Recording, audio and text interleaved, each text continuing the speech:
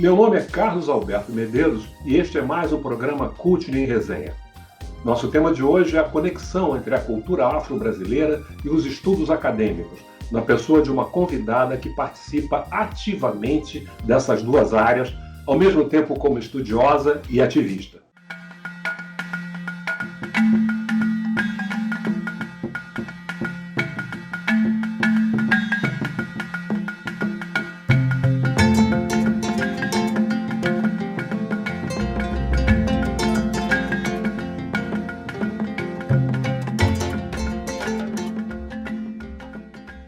Aqui no terreiro de Oiá, nós encontramos uma variedade muito grande de plantas que utilizamos na produção das nossas cosméticas.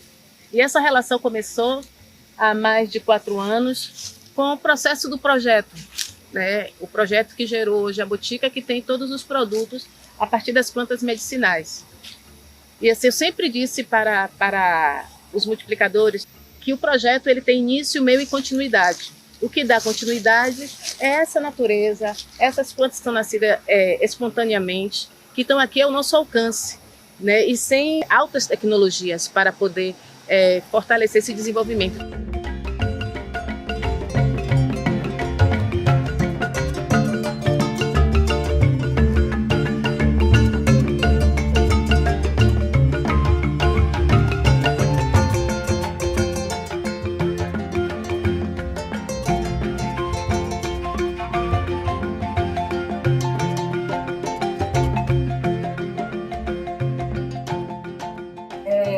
Qual é a diferença desse nosso produto com os industrializados?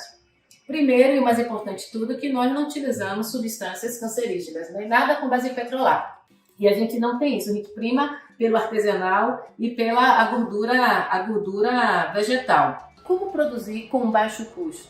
Então, nós fizemos o experimento e utilizamos esse sabão, esse azeite de dendê e transformamos em sabão em detergente. E as pessoas não utilizam dentro das suas casas para lavar as roupas, para lavar os espaços todos dos terreiros são utilizados. E o interessante é que nesse circuito, né, do projeto, muitos terreiros passaram a coletar óleo e azeite de dendê do seu entorno para produzir esses sabões, que não deixa a desejar nenhuma marca famosa dessa.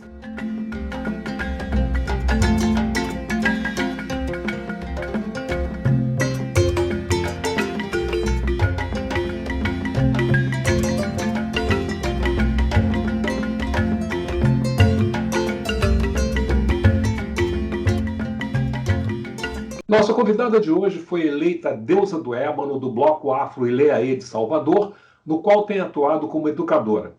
É dona de um volumoso currículo acadêmico, com licenciatura em Ciências Biológicas, é doutora em Desenvolvimento e Meio Ambiental e mestre em Estudos Étnicos e Africanos.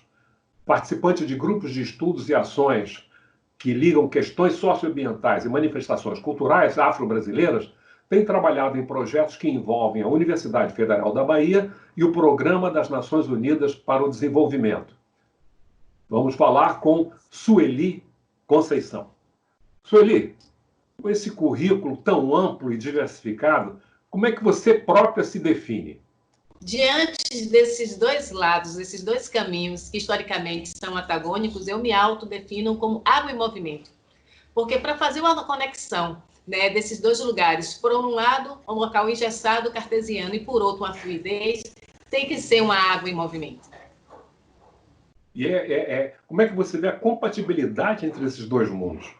Olha, a compatibilidade ela é feita a partir de um sentimento de militância, porque antes de qualquer coisa eu sou uma mulher militante, né? Sou militante do movimento negro. Quando eu falo movimento negro, não é um movimento legendário, mas ser um movimento e ser essencial e necessário em todos os movimentos que existem.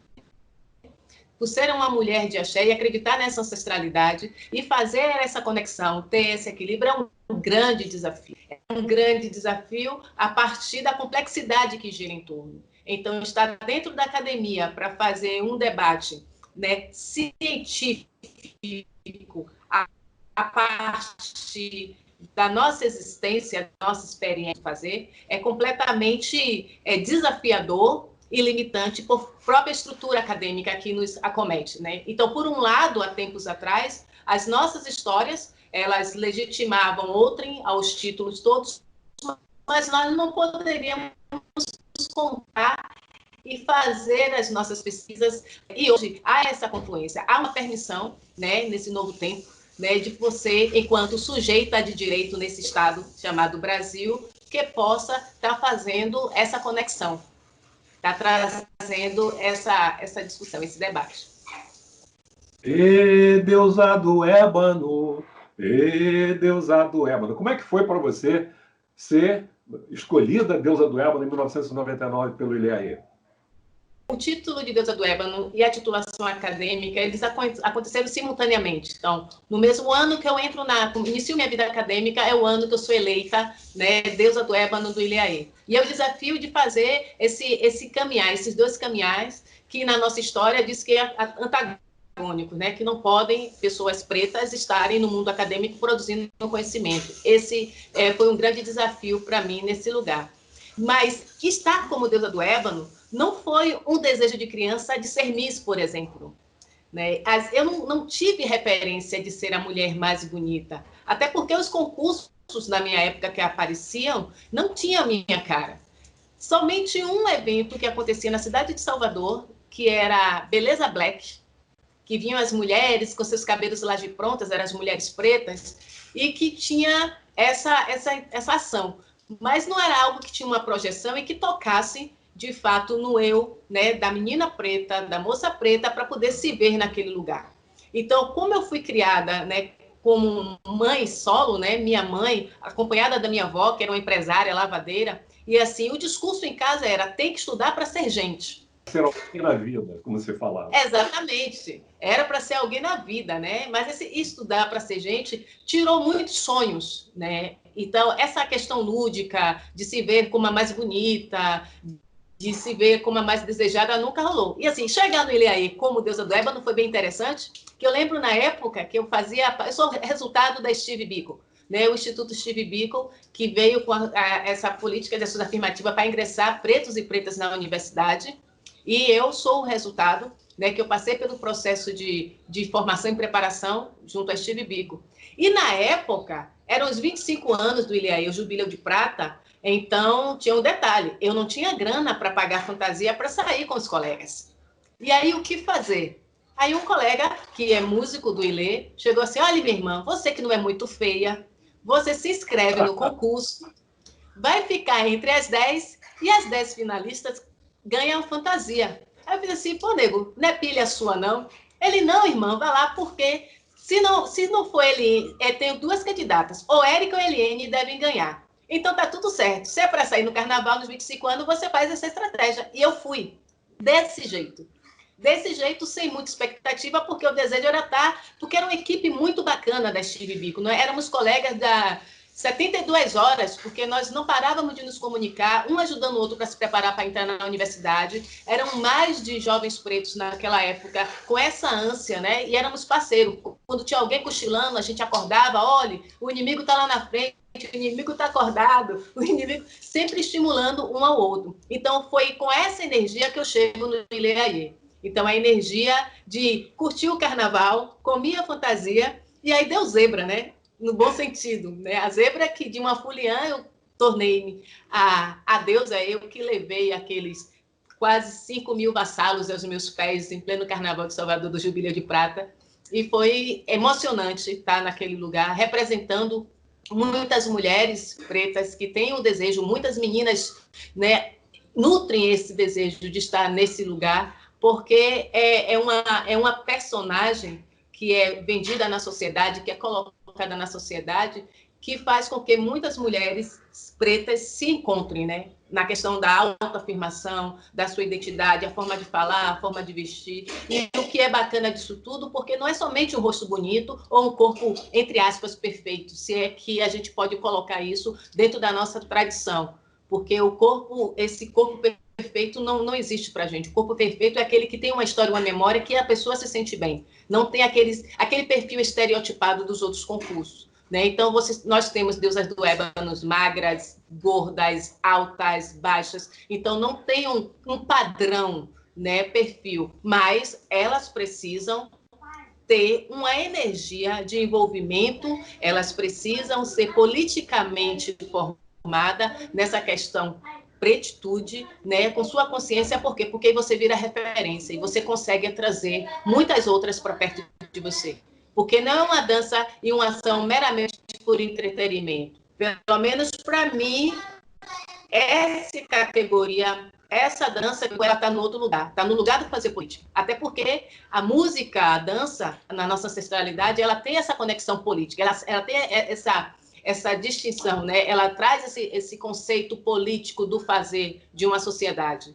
E aqui não é diferente. Então, se eu consigo atuar na sociedade, na maneira que eu atuo, com a imponência que eu tenho, é porque a dança, essa dança política me deu isso. A altivez, a postura, né? Do chegar e impactar. As pessoas olharem, antes de falar alguma coisa, procura saber quem eu sou. Né? Não vai dizendo, né? Quando chega, tipo, quem deve ser essa mulher? E aí a gente conversa. E o que te levou à biologia? Eu sempre fui apaixonada por biologia. Eu tive uma professora, né, no ensino médio, Idalina, que ela era bióloga. E trabalhava, na época, eu lembro até a disciplina, que era a questão da genética, né? Introdução à genética. E aquelas coisas dos alelos, né? Masculino e feminino, cruzamento, a questão da anemia falciforme, toda aquela parte científica me atraía muito. E assim, eu me apaixonei pela biologia pela forma como a professora trabalhava o conteúdo. E eu decidi ser bióloga naquele momento, lá no ensino médio. Então, assim, não é uma pessoa que queria fazer medicina, frustrou-se e se contentou com a biologia. Se fosse para escolher, eu escolheria a biologia. O que me levou foi o desejo da parte, né, de condições genéticas, de descobrir a questão dos alelos, caracteres, né, fenótipo, genótipo das pessoas. E quando eu cheguei na academia, que eu conheci os florais de Bach, foi aí que deu o estalo. Foi aí que deu o estalo que eu fiz assim, poxa, interessante os florais de Bach, mas por que não tem os florais do candomblé? Então, como eu falei no início, minha avó era lavadeira, era uma empresária, tinha vários clientes, e ela pegava, por exemplo, o patchouli do fundo do quintal para aromatizar a roupa dos clientes.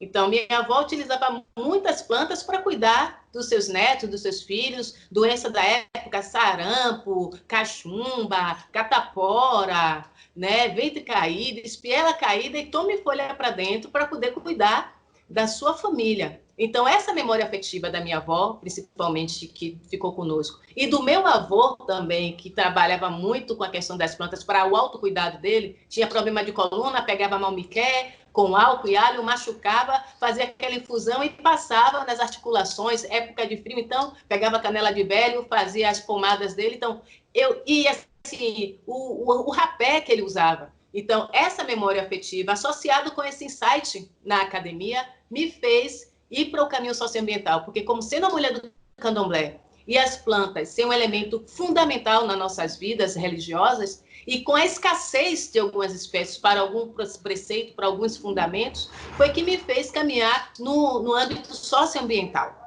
E aí pensando como meus estudos poderiam fortalecer ou indicar políticas públicas possíveis para a longevidade institucional dos povos e comunidades tradicionais, em especial o pessoal do candomblé. Então foi isso que te levou ao ambientalismo. Exatamente.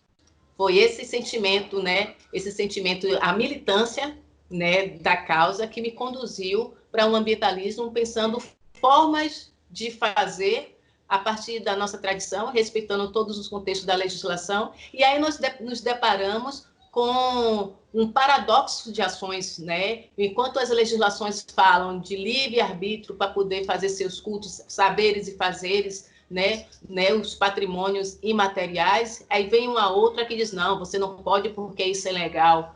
Então, assim, uma luta muito grande é pensar o que é que diz as práticas integrativas complementares, né, do Ministério da Saúde. A gente pega aquela resolução, faz uma leitura, é tudo muito lindo, né, maravilhoso, mas nós, de matriz africana, não estamos contemplados naquele lugar. Você vê a acupuntura, você vê várias outras estéticas dos cuidados de outras culturas, sobretudo os orientais, mas os nossos banhos de assentos não aparecem, as nossas infusões não aparecem. Então, tem muitos fazeres nossos, né? E é interessante, Sueli, porque há pouco tempo nós entrevistamos aqui um intelectual e militante da causa negra, que é o Edson Silva Júnior, que fez exatamente a defesa da galinha da macumba no Supremo, e o fez de forma brilhante. Nós vamos fazer um intervalo agora e voltaremos daqui a pouco para você compartilhar conosco essa sua experiência maravilhosa.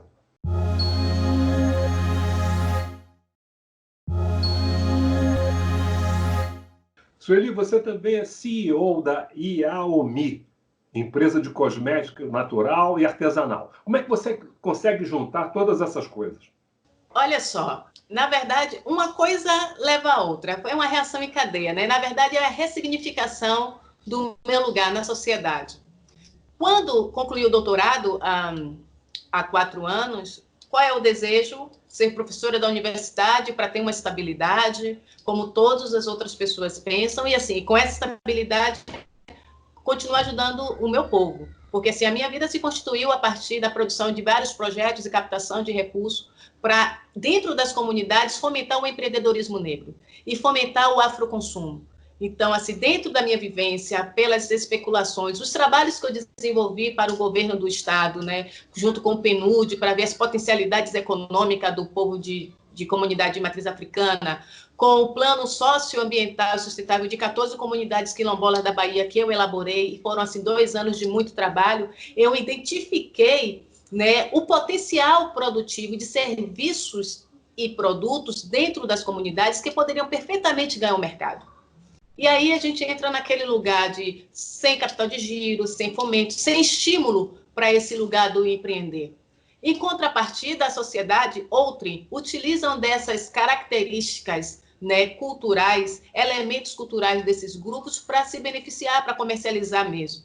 Então, existe eu vou usar uma palavra que eu não gosto muito, mas é importante só para entender de onde eu estou falando, a gourmetização da nossa cultura. São das indumentárias, são dos alimentos e os nossos produtos. Bem, quando eu elaborei o projeto ROL, que é o Rede de Horto de Plantas Medicinais e Litúrgicas, em 2014, ele teve um financiamento do governo do Estado, né, pela Superintendência da Economia Solidária.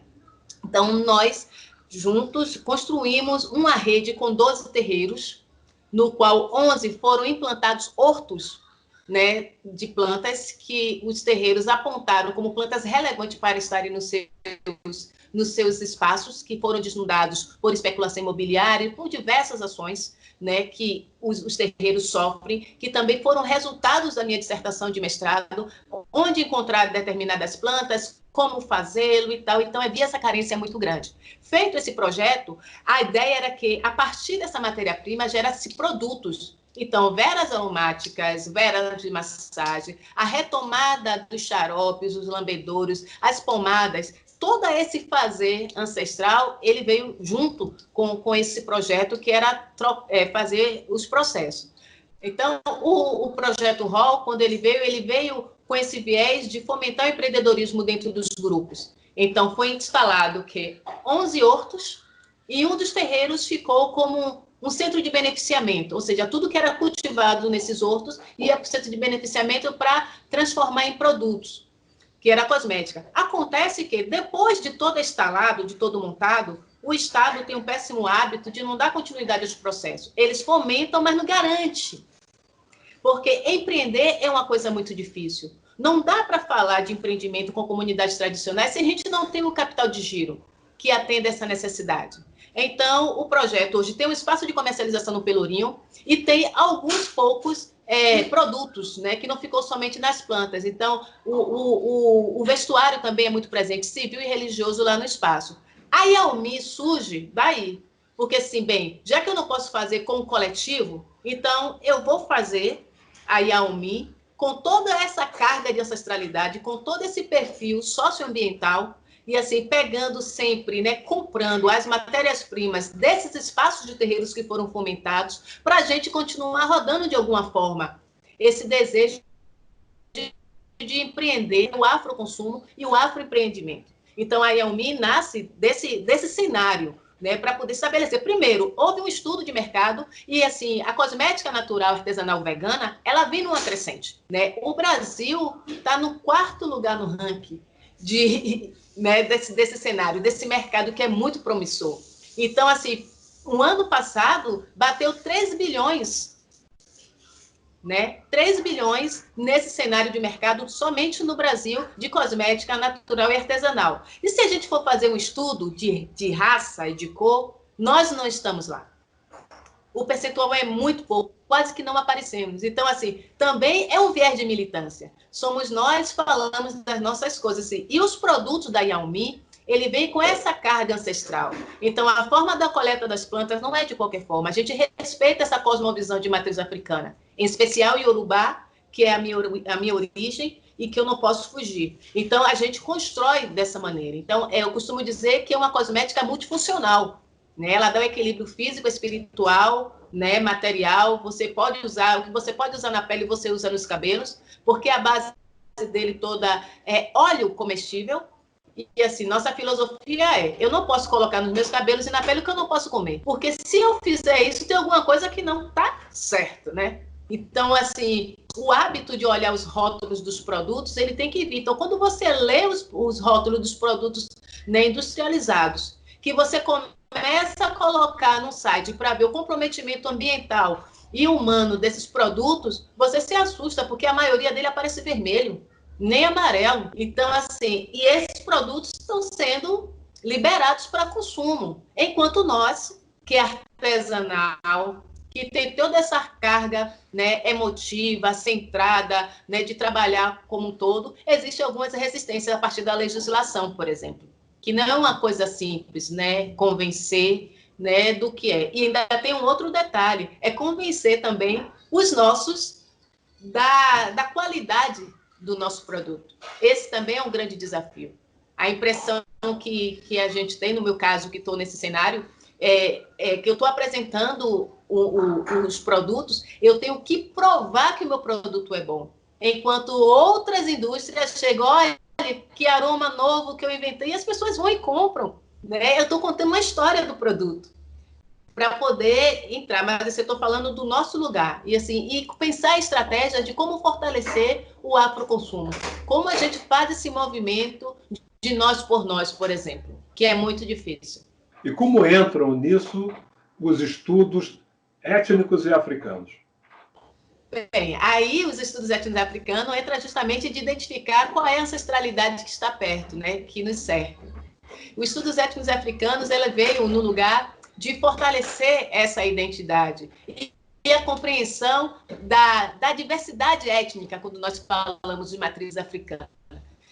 Então, assim, uma das coisas que eu usei na minha dissertação foi a etnobotânica, mas eu tomei o cuidado de explicar qual era aquela etnobotânica, porque nós sabemos que no nosso cenário, né, a população ela foi forjada, ela foi fundida por uma diversidade de povos. E cada um deixou o seu fundamento, a sua essência e tal. Mas, se formos particularizar, chegar no continente africano, procurar determinadas etnias, a gente vai ver aquela diversidade e vai ver que elas têm peculiaridade.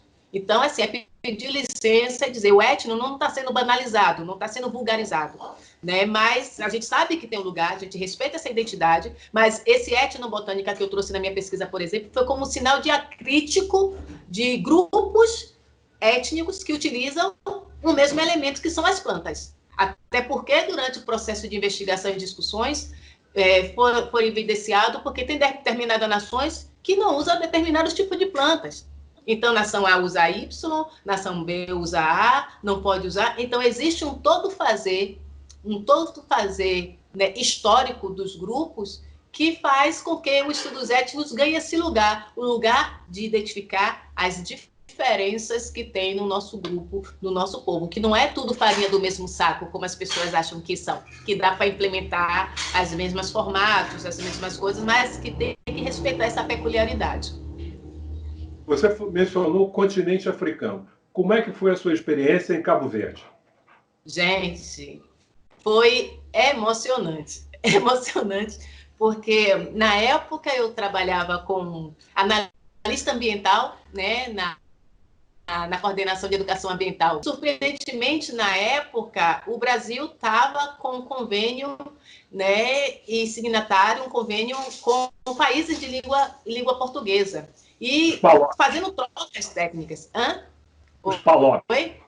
Os PAPALOPs, exatamente. Então, assim, o INGAR, né, o Instituto de Gestão de Águas e Climas, ele tinha esse viés, porque ele veio para transversalizar as políticas do Estado, pensando no socioambiental, fomentando o ambientalismo entre os grupos vulneráveis, historicamente falando, os sujeitos de direito, né, da nossa sociedade, para poder fomentar. E assim surgiu a equipe técnica para o Itamaraty, no qual eu fui a analista, né, do Plano Nacional de Educação Ambiental de Cabo Verde. É engraçado que você chega em Cabo Verde, na época que eu fui, foi o mês de junho, em plena Copa do Mundo. Você não sabe como foi tortuoso ver o Brasil perder para Portugal, né, na Copa do Mundo, longe de casa.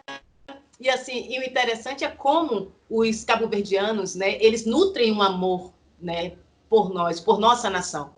E assim, quando eu passava pela cidade, tá tudo certo. Eu abria a boca para falar, dizia brasileira, aí mencionava, né, o presidente Lula da época, então eles veneravam, né, todas as políticas que estavam acontecendo naquele momento. E identificar essa aproximação, né, essa irmandade, foi muito importante. O trabalho fluiu perfeitamente. Então, fazer análise, né, desse plano foi dar uma outra versão, tipo, como eles são muito técnicos, extremamente técnicos, né, e engessados, né, tem aquele formato cartesiano, quando a dificuldade deles é compreender como é, porque também o Ministério de Cabo Verde esteve aqui, teve uma vivência conosco, então visitaram alguns terreiros que faziam parte das políticas que tinham água, foram em algumas comunidades quilombolas, em alguns municípios, foram na Chapada, para entender essa dinâmica, e eles não conseguiam compreender como é que o Estado, que o governo conseguia aproximar as comunidades tradicionais. E o meu desafio nessa análise foi apontar, né, metodologia e estratégias de participação dos grupos nesse cenário. E foi uma experiência incrível fazer essa troca, tá lá em solos africanos, né? E também tem um outro detalhe, a forma de vida, né? A questão do o que come, como fazer. No final da minha estadia, pediram para que eu fizesse uma muqueca de despedida. E aí a gente sai para comprar os ingredientes e que não acha azeite de dendê, acha ele enlatado, e assim, mas deu tudo certo no final, porque o pescado lá é muito forte, né? Tem muito, muito pescado. E assim, a gente fez um intercâmbio cultural muito bacana, né, nesse lugar. Mas nós vamos avançar, nós vamos conseguir superar isso, afinal nós temos a força da nossa ancestralidade. Muito obrigado, Sueli, muita força para você nesse trabalho maravilhoso que você tem feito, e eu espero que a gente possa vir a conversar mais adiante para relatar como conseguimos vencer essas dificuldades atuais. Seguramente, Medeiros. Inclusive, um dos caminhos que a gente está percorrendo a partir dessa questão da ancestralidade, nesse momento tenebroso, que é atuar perto das plantas, ou seja, utilizar as virtudes terapêuticas das plantas para manter nossa serenidade, nossa tranquilidade, né? Atenuar os medos que nos acometem nesse cenário, e as plantas são poderosas nesse sentido. Obrigado, Sueli.